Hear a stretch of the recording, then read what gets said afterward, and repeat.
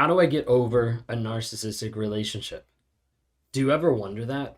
Do you ever think of what do I actually do to get past this? How do I get past this? This is different. This isn't like the normal breakup that I normally go through. This isn't like something where I broke up, I had a couple months, I like healed, I moved on. Like, no, this has been like months, this has been years, and I'm still thinking about this person. They're still stuck in my head. They're still taking up real estate in my life because I can't seem to let that go.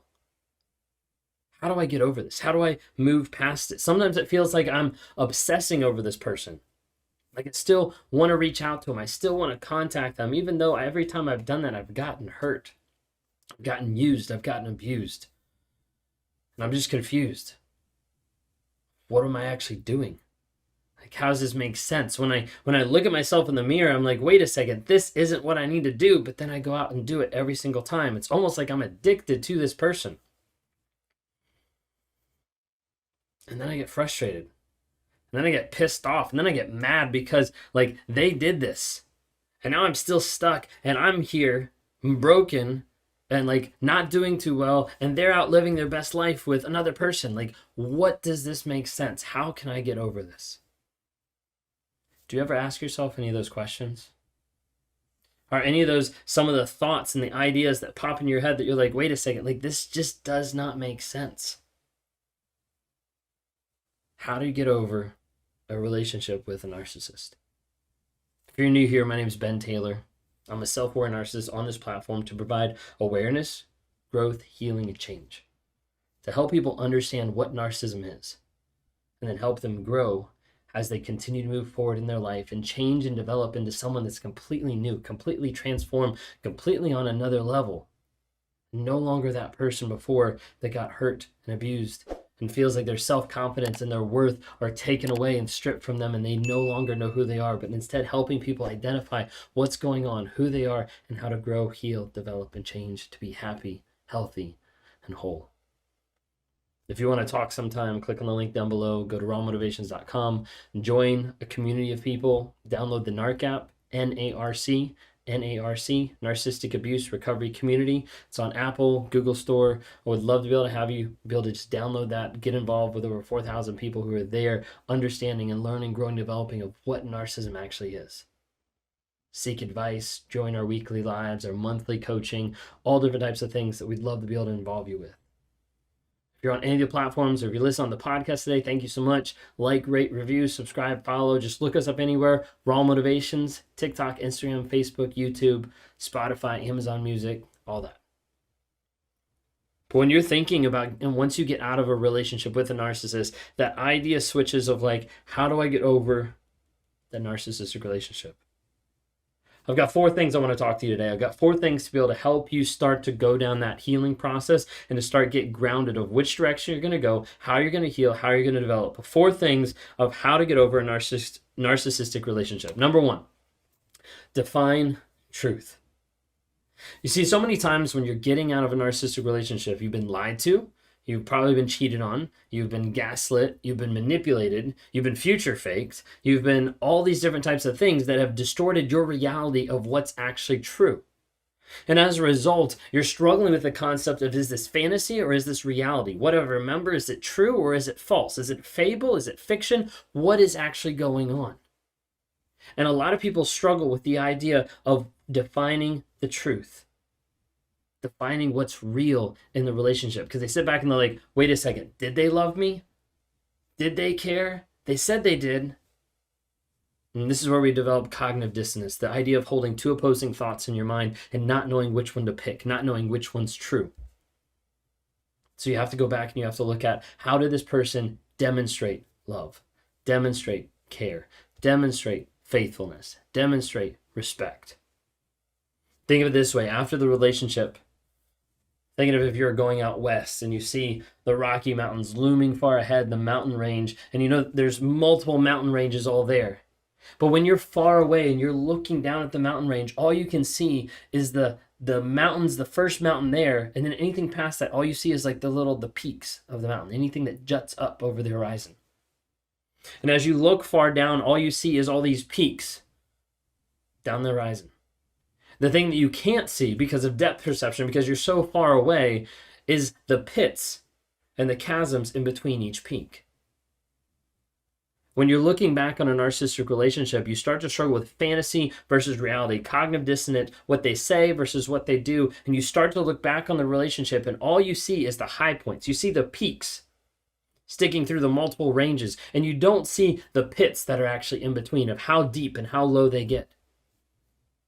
And if you got in an airplane and you flew above the mountains and you looked down and you got to see, hey, look at all those mountain ranges, and you see the peaks are actually these tiny moments left with these giant chasms in between. Because what you'll do is you'll latch on to one thing. You'll latch on to one thing that you're like, wait a second, this was a good date. This was a great moment. This was a connecting time. And you forget 30 minutes before or an hour and a half later that actually debunked and devalued the whole time together. But oftentimes our minds want to latch onto that one positive thing because it's a lot easier to hang on to that positive thing than it is to admit that it really wasn't that positive. There's just a tiny breadcrumb.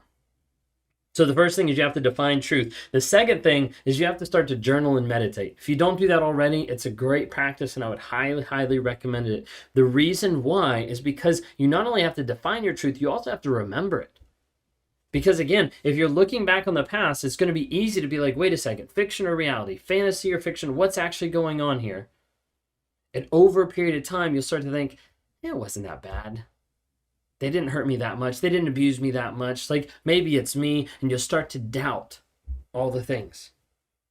So when you journal, you write down to keep clear. Because that crazy making is so real. It makes you think, wait a second, this actually wasn't that bad. Maybe it was me. Maybe I'm the narcissist. Maybe I'm the toxic one. They're living this way. I'm living this way. And it starts to make you discount the things that happen inside the relationship. So first with that is journal. The second thing that I mentioned was meditate. Okay? Meditate to release stress and to ground yourself. This is super important because otherwise you will still be in that high stress, high adrenaline state coming out of that relationship. You need to recalibrate yourself. You need to recalibrate how your body is acting, your nervous system, your anxiety, all different types of things, because you don't know with the adrenaline or with when the shoe's going to drop, when the hammer's going to drop, because that's what you've been used to. So as you get away, you have rumination, you have all the different chemicals in your body, like readjusting, realigning, because of the fact you're getting out of an addictive relationship.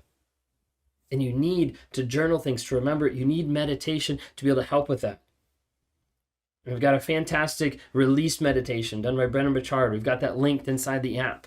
Also, in like our monthly coaching, we've got Mel Robbins with like the high five challenge. It's one thing that we like mention to people like, hey, this is a great practice to help get you centered with your nervous system and start the day with a calm center. So number 1 is define truth. Number 2, journal and meditate. Number 3, identify your triggers. What's a trigger? A trigger can be anything. Trigger can be sights, sounds, smells, places, things, people, like places you go where you're like, we ate here, we did this, that's the same color popsicle I got with the person. Like it could be anything. Okay, it could be anything. So don't feel bad if it's something small or it feels like it's something stupid. It could literally be anything. But identify the triggers that are sidelining you and pushing you back towards the narcissist. A trigger will make you react, and oftentimes it'll sidetrack you. It'll sideline you. It'll ruin part of your day. It'll put you in an emotional funk in all different types of things because that trigger still has an aspect of controlling you. And when that trigger goes off, it activates an emotion. It activates a thought, a feeling that's going on. And that emotion might be like sadness, or it might be like anger or frustration or whatever, but it activates an emotion. And as soon as that emotion pops off, you have the option to ascribe a feeling to it of what am I going to attribute? What power am I going to give to this trigger, to this emotion that I'm experiencing? And a lot of times people give it way too much power than what it's worth. But they don't really know that. Or they don't really see that. But that step there is you have to be able to identify them. You have to be able to see what it actually is. Like this is causing me to experience this emotion, which is making me feel like this. Like that's literally the steps that we have to go through to be able to figure out what's going on underneath the surface. Number 4, and the last one, is rewire your mind. Doing that by the triggers, diving deep to understand. You see, everyone is telling themselves a story. And oftentimes the story that you're telling yourself has been modified and molded over years. And maybe that's from early childhood development. Maybe that's from getting involved with, other partners, other friends. Maybe that's with growing up, like the family system that you were a part of. Maybe that's your religion or your education or whatever it might be. But like growing up, you have people in your life that develop a perception and give you the idea of this is the story that you're supposed to believe. But ultimately, you're the one that's actually writing your story. You're the one that's ascribing the story in your life on a day-to-day basis.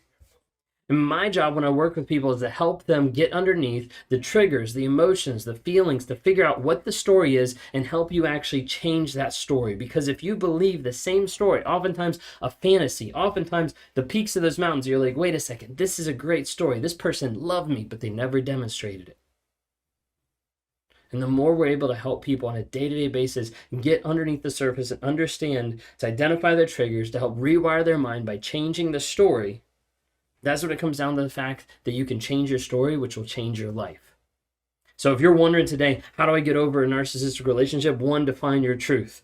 Number 2, journal and meditate. Number 3, identify the triggers that are controlling you. And number 4, rewire your mind. Because as soon as you can identify what the story you're believing is, and you can work on replacing it, rewiring it with the correct story that's built on the truth, that's when you can be free. Change your story today, change your life.